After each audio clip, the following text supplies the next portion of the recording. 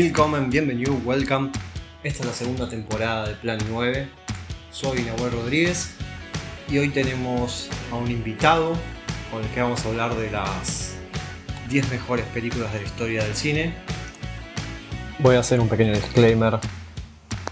Esta lista de películas que vamos a dar va a ser completamente subjetiva y de acuerdo a nuestros gustos personales dentro de la historia del cine. Hay muchas otras listas que pueden consultar, como la de la American Film Institute por los 100 años del cine. Así que nada, es una excusa para elegir las películas que más nos gustan. ¿Cómo estás, Roberto? Hola a todos, bueno, espero que estén llevando lo mejor posible el tema del COVID. Un saludo grande. Estamos haciendo lo que se puede, estamos sobreviviendo.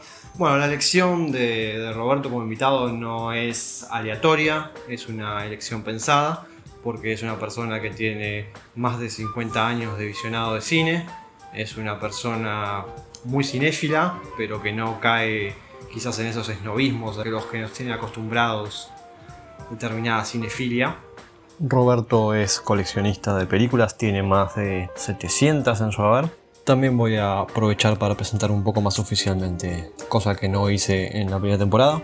Mi nombre es Nahuel Rodríguez, tengo 25 años, tengo un blog de cine desde el 2014, soy prensa para UIP, estudio filosofía y he hecho algunas materias de artes como crítica de cine e introducción al lenguaje de las artes combinadas. El año pasado, de hecho, hice un taller de cortos sobre cine de terror. Soy una persona muy cinéfila, como ya saben, y una persona que siempre está tratando de formarse y de mejorar en lo que hace. Además, fui columnista de cine y series por un poco más de un año en Filosofía Rock y estuve 3 meses como coconductor en ese mismo programa que se emitía por radiocaput.com. Soy coleccionista de películas como Roberto, debo tener cerca de 200 más o menos, y coleccionista de CDs, de música y vinilos. Bueno, contá un poco cuál fue tu primera experiencia en el cine. Bueno, muchas gracias por las palabras. Mi primera experiencia en el cine que recuerdo vívidamente es 2001, Odisea del Espacio. Me llevaron a verla con los chicos de la escuela, de la primaria, más precisamente, en 1968. O sea que hace unos cuantos años, ahora tengo 62, en ese momento tenía 10. Bueno, fue una película que me impactó, que tal vez así me dejó grabado a fuego sus imágenes. Era grabada, una de las primeras que fue grabada en 70 milímetros en CinemaScope. La pantalla parecía que tenía el largo de una cuadra, así que bueno, era todo una experiencia inusitada para mí. Vamos a empezar por la décima. En el puesto número 10 yo elegí Cantando bajo la lluvia, de 1952, dirigida por Gene Kelly y Stanley Donen. Es uno de esos musicales que tiene absolutamente todo. Podría pensarse a simple vista que lo importante en la trama es la historia de amor, pero yo creo que lo central está en cómo cuenta las dificultades que generó el pasaje del cine mudo al cine sonoro en Hollywood. Es una película que cuenta sobre la historia del cine y es a la vez parte de esa historia. La escena final tiene a 2 de los bailarines más increíbles de la historia de los musicales, Gene Kelly y Sid Charisse, y tiene una estética y un montaje completamente inolvidable, además del juego sonoro que tiene, que me parece que es bastante revolucionario para la época. ¿Vos cuál elegiste en el 10º puesto? Stalker de Tarkovsky, Andrei Tarkovsky, uno de los mejores directores de todos los tiempos, según dicen algunas escrituras. También la fui a ver al cine cuando se estrenó acá en Buenos Aires. Con imágenes en sepia y a medida que va avanzando la película que se va adentrando, porque en una parte es como una road movie con una persecución y todo, van entrando a la zona, porque en realidad acá vino traducido como la zona, va pasando al color. Bueno, las imágenes son bellísimas, tanto así como las locaciones, y el lenguaje de Tarkovsky, bueno, es un mundo aparte, ¿no? La película que comienza con la esposa del Stalker rompiendo la cuarta pared, haciendo un monólogo con La Cuarta Pared, que me pareció impresionante, una muy buena actriz, no recuerdo el nombre. Y después sigue con cosas inéditas para la época. Se destacan las actuaciones, las locaciones, acompañadas por una muy buena fotografía, y también incluyen el relato de poesía, más de teatro que de cine. Bueno, más adelante yo también voy a mencionar esta película. Bueno, quería hacer un breve comentario. Mis películas están elegidas no por posicionamiento, sino más bien por género o por directores o por el grado de impacto que haya producido en mí la película. Así que no lleva un orden de prioritario de menor a mayor o de mayor a menor. Claro, en mi caso la lista sí intentó poner una especie de ordenamiento que va de, por así decirlo, entre muchas comillas, la peor a la mejor. Pero bueno, ya sabemos que esto es muy subjetivo y tiene que ver mucho con el gusto personal de cada uno. Yo simplemente lo hice para darle un orden determinado que le dé cierto atractivo. Así que bueno, yo voy a hablar de puestos, pero Roberto va a referir a películas de forma no lineal. Bueno, en el puesto 9 yo puse a El abrazo de la serpiente de Ciro Guerra. Hay dos películas que vi en el cine que me impactaron muy fuertemente a nivel visual. Una fue esta, El abrazo de la serpiente, y la otra fue 2001 Odisea del espacio, que asistí a un reestreno. Me parece que se pueden encontrar ciertas similitudes entre ambas a nivel visual, especialmente en lo que refiere a las escenas alucinatorias en El abrazo de la serpiente. Como con La misión o Apocalypse Now, retrata un viaje en bote por un ambiente selvático denso, y también puede pensarse como un enfrentamiento entre el hombre y la naturaleza, y así vincularla con películas como Fitzcarraldo. En El abrazo de la serpiente seguimos a un antropólogo, lo cual nos hace valorar la importancia de las tribus amazónicas, la importancia de preservar su cultura y de no juzgarlas de forma paternalista. El abrazo de la serpiente es un canto a la vida y un llamado a la reflexión respecto a cómo cuidamos la naturaleza y los problemas que trajo a América Latina la colonización. ¿Cuál es tu película? Bueno, acá yo no soy muy amante de los musicales como Nahuel, pero sí una que me llevó hondamente, también la fui a ver al cine, Jesucristo Superstar. Esta película trajo cierta polémica acá en Argentina y en algunos países de Latinoamérica. Acá creo que le tiraron unas bombas molotov al cine. Bueno, es anecdotario de todo esto. Es de Norman Jameson. Es una ópera rock que cada tanto la reveo porque es muy muy buena. Está filmada en locación, o sea que está filmada en Israel y en Palestina, en el medio del desierto, lo que conlleva una dificultad extra, ¿no? Es una película temporal porque cuando comienza el elenco va bajando de un autobús, en un trolley, un colectivo, y va descargando parte de la maquetería. También destaco de la película las excelentes actuaciones. Cada actor canta su parte, está todo cantado, ya sea Jesucristo, María Magdalena, los apóstoles, todo eso está todo cantado, pero son como respuestas y preguntas, ¿no?, que se hacen cada una. Y la una que me llamó especialmente la atención es el canto de amor que le hace María Magdalena a Jesucristo. La verdad que yo no soy un romántico, pero me llegó hondamente, con unas voces terriblemente destacables. Es una película muy muy hermosa y bueno, la coreografía acompaña muy muy bien esta película. Es una película bastante vieja y creo que vuelvo a repetir que la fui a ver al cine y la considero una obra de arte dentro de lo que es el musical. Uno de los pocos musicales que incorpora rock a su repertorio, ¿no? Con quizás en parte a Rocky Horror Picture Show, quizás alguno más que se me esté yendo de la cabeza. ¿Cuál es tu próxima película elegida? Bueno, acá quise buscar algún thriller y la que se me ocurrió, que también pasó un poco desapercibida, pero me parece una película a mi juicio muy muy buena, es El buen pastor, dirigida por Robert De Niro.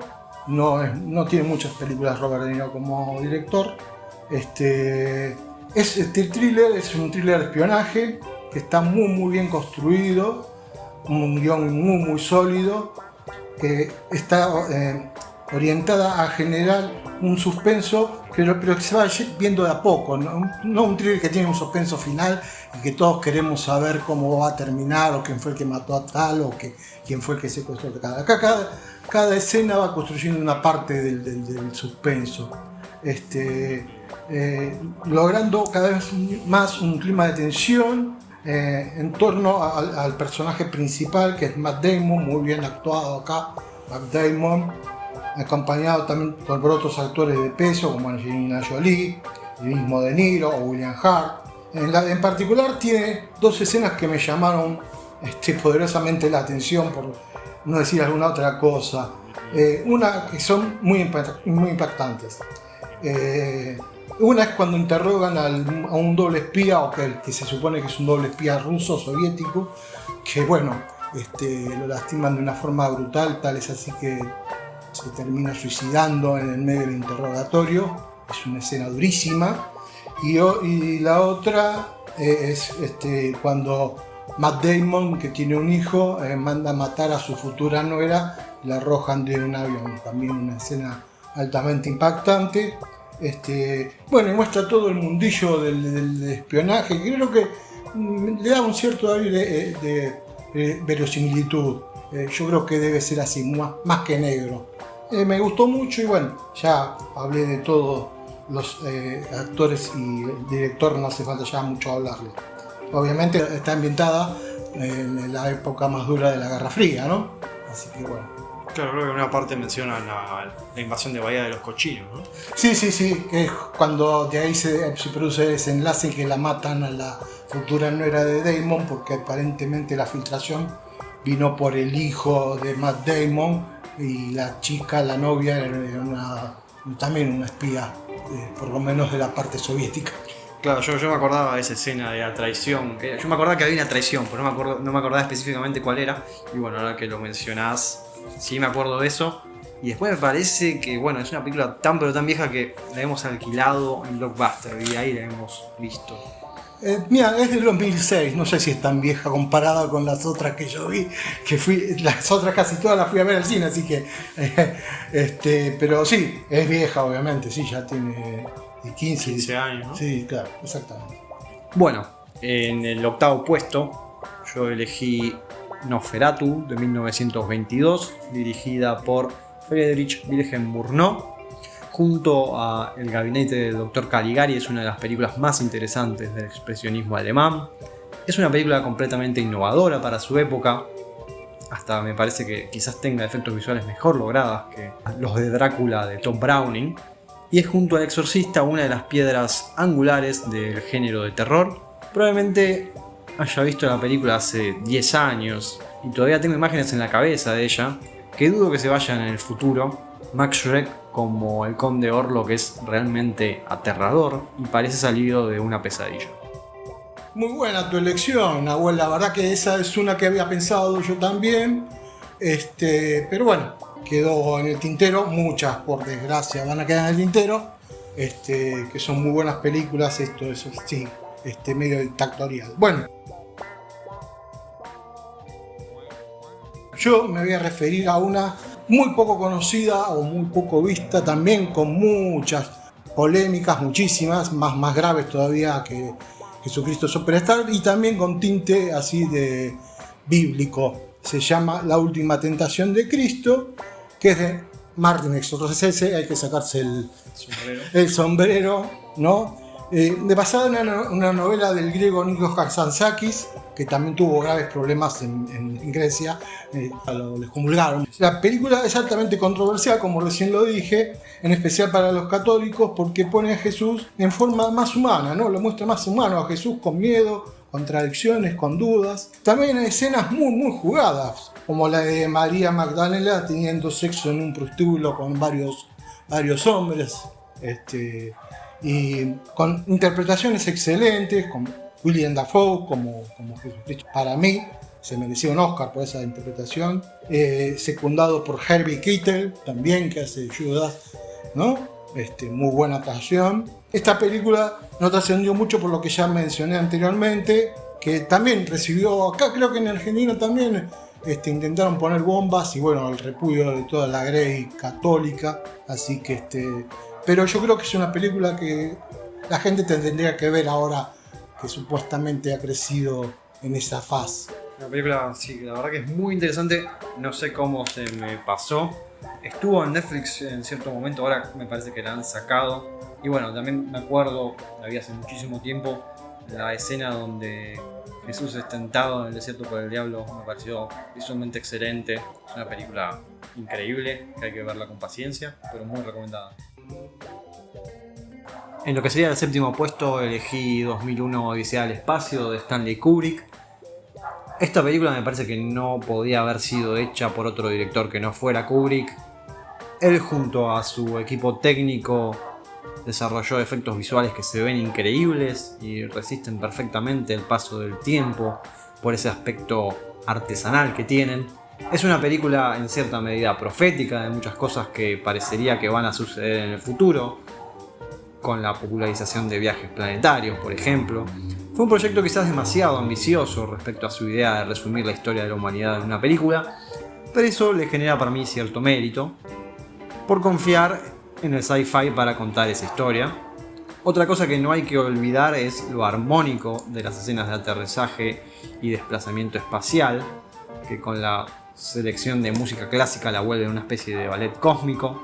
Y bueno, junto a Metrópolis y Blade Runner pusieron los estándares para el sci-fi moderno. No dije nada nuevo. Yo quería agregar una cosita, perdona Nahuel. La película fue hecha basada en el guión de Arthur C. Clarke, pero él después sacó un libro basado en ese guión que se llamó El Centinela. Hay una confusión con ese tema. Primero vino el guión para la película que se llamó 2001 Odisea del Espacio, pero después él sacó un libro que se llamó El Centinela, que hace el mismo relato prácticamente de esa película, y que también hay una continuidad de una película que está un poco desaprovechada, que es 2010. 2010.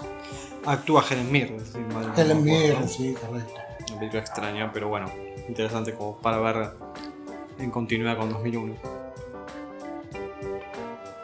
Aquí empezando en el cine, con el cine bélico, es uno de los géneros que me gusta a mí, pero tiene que ser bien llevado, eso sí. Yo voy a elegir La Caída, del director alemán Oliver Hirschberger. Es medio difícil el nombre. Con esta película nos adentramos, como ya lo dije recién, en el cine bélico, pero desde una temática no muy acostumbrada a la que estamos a ver. Se trata de los últimos días de Hitler en el búnker de la Cancillería, pero visto desde el punto de la secretaria privada de Hitler. Nos muestra los momentos finales del nazismo con todo su horror, culminando con el suicidio de Hitler. Magníficamente interpretado por Bruno Ganz en una fotografía perfecta, tanto así como la actuación de todos. Me quedo con una de las escenas más terribles de las que recuerdo del cine, donde Magda Goebbels mata envenenando a sus 5 hijos, a sus 6 hijos, perdón, porque eran 5 nenas y un varón. Y bueno, también tiene una escena bastante interesante que es la de Hitler premiando a unos niños, me parece, ¿no? Correcto, sí. Que habían abatido un tanque. Y bueno, se lo ve llorar a Hitler, lo cual me pareció bastante impactante porque bueno, realmente tendemos a pensarlo como un monstruo, como una persona que no era un ser humano, pero bueno, una persona que tenía ideologías muy peligrosas. Bueno, yo elegí para lo que sería el puesto número 6 a Solaris de Andrei Tarkovsky, que es una película de 1972.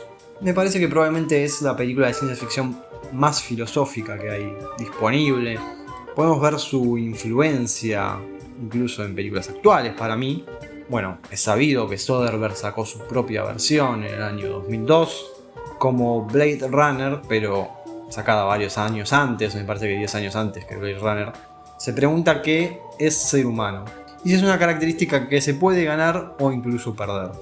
Los monólogos de los personajes son densos conceptualmente. Harry es un personaje increíblemente profundo y sensible, incluso siendo formado de los recuerdos de Kelvin. Es una película visualmente muy extraña y con un diseño de producción espartano pero logradísimo.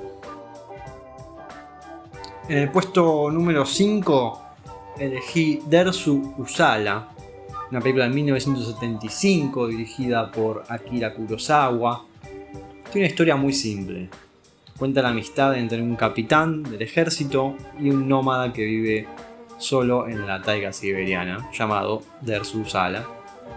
Vi la película hace unos años en el cine por un especial que se hizo de Mosfilm y me perdí en la taiga siberiana junto a los personajes. Dersu es un personaje completamente entrañable que no está acostumbrado a los vaivenes de la vida moderna. La película tiene una escena simplísima donde se explica el acercamiento de las tierras comunales que caracteriza el capitalismo. En esta escena, Dersu es apresado cuando intenta talar un árbol para hacer leña durante su estancia en la ciudad. Hay que decir que temporalmente no coincide con el acercamiento de las tierras comunales, pero bueno, se puede ver como una especie de metáfora de ese proceso que generó el capitalismo, ¿no? Con la prohibición al acceso a ciertos bienes o cierta materia prima, ¿no? Principalmente es materia prima. Hay otra escena que también es parecida, donde Dersu se indigna con la persona que viene a traer agua a la casa donde está, porque bueno, se cobra el agua que se podría conseguir tranquilamente en un río. Bueno, ¿vos qué película elegiste? Bueno, ahora variando también diametralmente, le elegí La fiesta inolvidable de Black Edwards. Yo creo que también acá tengo algún problemita con las películas cómicas, pero con esta, bueno, me fue muy bien. Esta también fui al cine, así que hace muchos años que se estrenó, la fui a ver cuando se estrenó. En el mundo de la comedia, esta película es muy interesante. Trabaja Peter Sellers, que tiene, me parece, bastante claro los personajes cómicos. Con esta puedo decir que me hizo soltar carcajadas, cosas que son muy pocas, son contadas con los dedos de la mano. ¿Qué pasa, doctor? Quizás sería otra. Esta película está muy bien llevada por el rol cómico del mencionado actor. Hay dos escenas en particular que recuerdo especialmente, cuando el actor tiene ganas de ir al urinal y no puede porque distintos factores no lo dejan. Bueno, esa parte de esa escena es genial como la trabaja Peter Sellers. Y la otra, bueno, es en la parte de la cena, cuando están sentados a la mesa, donde hay un mozo borracho que, bueno, hace de las suyas y nos hace descostillar de risas. Black Edwards es un director de los mejores quizás de comedias, ha hecho una película de La Pantera Rosa, y Peter Sellers también, un actor que se le da muy bien la comedia, actúa en Doctor Strangelove. Doctor Strange, sí, correcto. Hace un papel muy cómico. Bueno. Y bueno, sí, la verdad que también me habría gustado incluirla porque es una comedia que es increíble. La haber visto al menos 3 veces y siempre me sigue causando la misma risa, digamos. En lo que sería el puesto número 4 para mí, tuvimos una coincidencia. Ambos elegimos Apocalypse Now, que es una película de 1979 dirigida por Francis Ford Coppola. Así que te voy a dejar que empieces a hablar vos de ella. Bueno, muchas gracias. Es difícil hablar sobre esta película porque han corrido ríos y ríos de tinta y bueno, sigue corriendo esos ríos. Es una película en la cual el tiempo la mejoró para mí. En realidad, si la ves ahora, actualmente la está pasando en Netflix en la versión Redux, es una versión extendida y no decayó en nada. Tiene esa misma vigorosidad que en la que veíamos, no sé, 30 años atrás. Así que tiene esa cualidad. Bueno, ganadora de 2 Oscars, nominada a otros 6 Oscars. Es una película muy compleja, que llevó muchísimo tiempo y muchísima plata, y bueno, mucho tumulto con los actores, con algunos de los actores, y habla sobre la misión del Capitán Willard, que está interpretado por Martin Sheen, que en busca de un coronel rebelde que está interpretado por Marlon Brando, exactamente, el coronel Kurtz. Y la gran parte de la película se desarrolla sobre el río Nung en Vietnam. Introduce, a una guerra devastadora, pero en especial en el plano de la psiqui y del alma de sus protagonistas. Bueno, los análisis van a coincidir en ciertas cosas. Me parece que es una película que capta muy bien la oscuridad interior del ser humano y de esa forma nos lleva en un viaje sin retorno hacia la locura. Como ya mencioné en el capítulo del podcast dedicado a ella, es una película que sería imposible de hacer en la actualidad y tiene uno de los mejores elencos de la historia del cine, actores que ya mencionó Roberto. Yo incluyo a Robert Duvall, que se llevó el Oscar a Mejor Actor de Reparto por su papel y tiene quizás el monólogo más interesante de la película. Y bueno, es otro de esos largometrajes que fue de los más impactantes visualmente que pude ver. En el puesto número 3 elegí Sacrificio, de 1986, dirigida por Andrei Tarkovsky. Es una película que está íntimamente vinculada con el cine de Ingmar Bergman por tener parte del elenco con el que trabajaba el director sueco. Es una película quizás más críptica y a la vez más simple que La Zona, que Stalker, que ya habló Roberto un poco. Simple me parece por el absoluto ascetismo en cuanto a diseño de producción y locaciones que tiene la película, cosa que la hace un poco difícil de digerir, también por su larga duración. Quizás también esa simpleza esté vinculada, esa simpleza y esa cripticidad, con que Tarkovsky tuvo para mí la mayor libertad y comodidad para establecer un diálogo con la filosofía. Aquí el director no vacila en mencionar a Nietzsche y su concepto del eterno retorno, y eso no lo hace porque quede bonito, sino porque está vinculado a la forma en que está construida la trama de la película. ¿Vos cuál elegiste?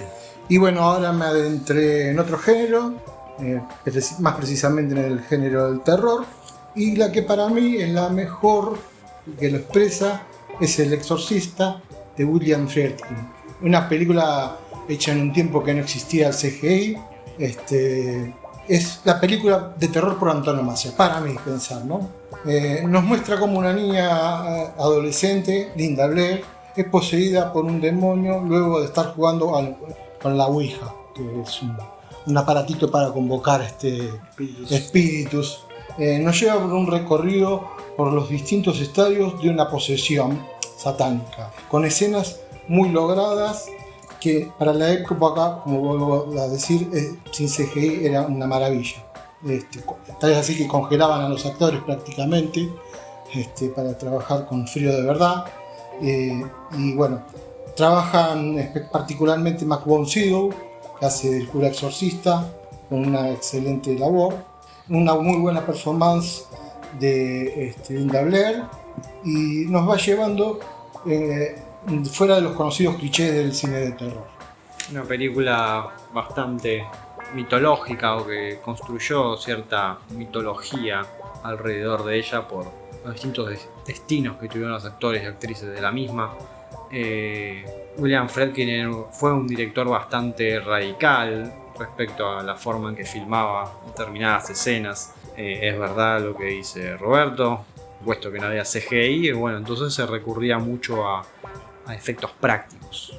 Y bueno, William Friedkin venía de dirigir The Friend Connection, una película bastante citada dentro de las mejores de la historia del cine, y donde también se ve esa calidad de efectos prácticos. En mi selección ya nos estamos acercando al final. La que elegí ahora es El nombre de la rosa, que está dirigida por Jean-Jacques Annaud. Esta es una película difícil de encasillar, no habría que encasillar las películas por género, pero bueno, esta es bastante complicada porque se podría decir que es una película de drama o un thriller histórico que nos lleva a una Italia de la Edad Media, en una olvidada abadía donde se suceden muertes extrañas de monjes. A la llegada de William de Baskerville, interpretado por Sean Connery, muy bien interpretado por Sean Connery, un monje franciscano debe luchar contra la ignorancia y las falsas creencias para resolver los asesinatos. Todo esto en medio de una lucha de poder interna de la Iglesia Católica. La excelente fotografía y muy buenas actuaciones hacen de ella una película muy querida. Jean-Jacques Annaud, un director bastante interesante, ha hecho La Guerra del Fuego, por ejemplo. Correcto. ¿No? Y bueno, Sean Connery, actor que lo hemos perdido el año pasado. Es una película bastante interesante, está basada en el libro de Umberto Eco. Y bueno, también está vinculada con la filosofía, ¿no? Porque el libro que se está ocultando sería la segunda parte de la Poética de Aristóteles, la cual pertenecería a la comedia. Y la cuestión con la comedia que tenía este monje que ocultaba el libro estaba vinculada con que la comedia hacía perder el temor que debíamos tener a Dios. En el segundo puesto elegí El Séptimo Sello, la cual es una película de 1957 dirigida por Ingmar Bergman. Volví a ver esa película el año pasado y me sorprendió cómo dialogaba con el presente, por la idea de una peste, aunque bueno, ahora no tenemos una peste, tenemos un virus, pero que una película de hace 60 años sueca nos interpele ahora tiene que ver con que su temática es universal, habla de la muerte y de la soledad. Bergman pinta de la forma más cinematográfica y poética cómo es enfrentarse con la muerte a diario, con la cual el sujeto medieval estaba más acostumbrado a lidiar, y esto lo hace a través de un juego sofisticado como es el ajedrez. No obstante, la película abarca más temas como la infidelidad, la infelicidad y la formación de ciertos vínculos inesperados. Para el primer puesto elegí 2001 Odisea del Espacio.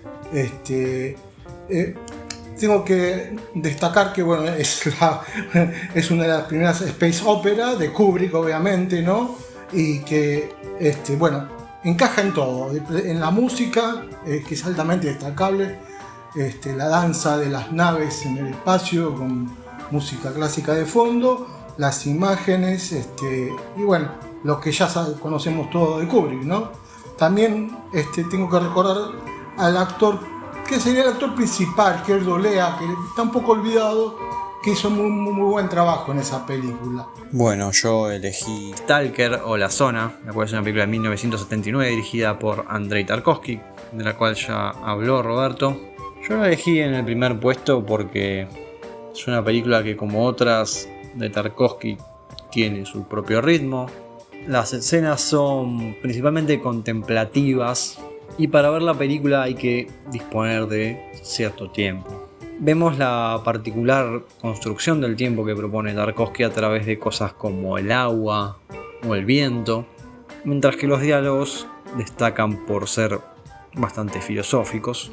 Es una película donde los protagonistas se preguntan por el sentido de la vida y lo más interesante es que no parecen encontrarlo. Bueno, punto de aparte por algo que también mencionó Roberto, el diálogo que tiene la película con la poesía. La poesía fue escrita por el padre de Tarkovsky y bueno, como bonus, la película está basada en un libro de los hermanos Strugatsky. Bueno, a modo de coda quería preguntarte si hay alguna película que no pudiste incluir por el hecho de ser solamente 10. Sí, quedaron varias en el tintero. No la incluí esta, no porque fuera ni mala ni nada en particular, sino porque había elegido varias de ciencia ficción, pero la verdad que es una de mis favoritas de mucho tiempo. En sus dos versiones es Blade Runner, tanto la más vieja como la más nueva, son películas excelentes. Me quedaría la verdad que con la más nueva, que está un poquito más lograda y actúa un poquito mejor Harrison Ford. Y después me quedó también como una nacional que, bueno, le debemos algo al cine nacional también, ¿no? Yo creo que todos debemos apoyar al cine nacional.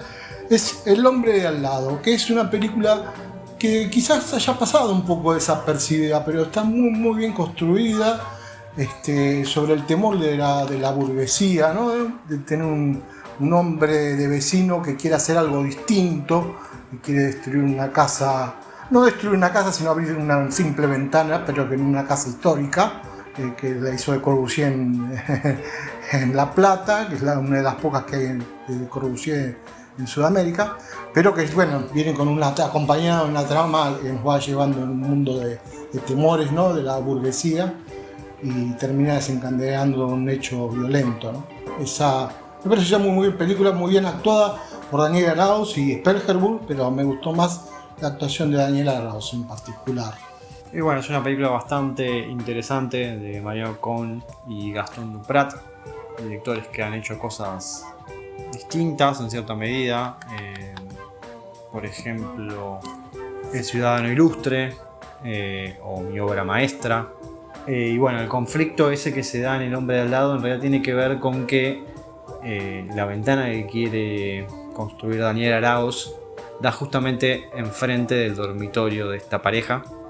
Me parece que es una película muy interesante porque bueno, muestra en cierta medida la lucha de clases. Me parece que es un retrato muy interesante de cómo se desarrolla la lucha de clases, particularmente acá en Argentina. A mí las películas que me quedaron en el tintero fueron Sunset Boulevard, la cual es una película de Billy Wilder. Es para mí el mejor noir de todos los tiempos. Tiene una fotografía que es increíble. La actuación de Gloria Swanson también está muy pero muy bien. No se llevó el Oscar injustamente.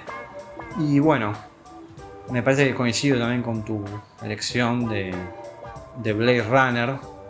Me parece interesante que hayas elegido las dos. Yo la he mencionado, la versión de Ridley Scott antes, porque bueno, como he dicho, junto a Metrópolis y Odisea del Espacio han sido fundamentales para sentar las bases de la ciencia ficción moderna. Y bueno, la última película que me queda en el tintero es Dolor y Gloria, de Pedro Almodóvar. Me parece que es una película bastante conmovedora, muy bella. Es una película que reflexiona sobre la carrera de un director. Y por último, dentro de lo que sería cine argentino, que sentí mucha pena no poder incluirla, es Sama de Lucrecia Martel, a la cual ya he dedicado un capítulo del podcast. Me parece que es una película que con sus visionados va mejorando, va adquiriendo más complejidad. Y bueno, de esta forma cerramos este capítulo del podcast. Muchas gracias, Roberto, por estar. Gracias a vos, Nahuel, por invitarme. De esta forma concluimos este capítulo. Me ayudarían mucho si le dan un like al video en YouTube. También me gustaría recibir sus comentarios. Los voy a leer y los voy a responder. Y por supuesto lo que más me ayuda es que se suscriban y que activen la campanita para que reciban notificaciones de YouTube de cuando sale un nuevo capítulo. Si lo están escuchando en Spotify, simplemente acuérdense de seguir al podcast. Y también tenemos redes sociales. En Twitter e Instagram estamos como @plan9podcast. En Facebook estamos como Plan9podcast. Y también tenemos cuenta de Letterboxd que es Plan9podcast. Soy Nahuel Rodríguez y les deseo buenas noches y buena suerte.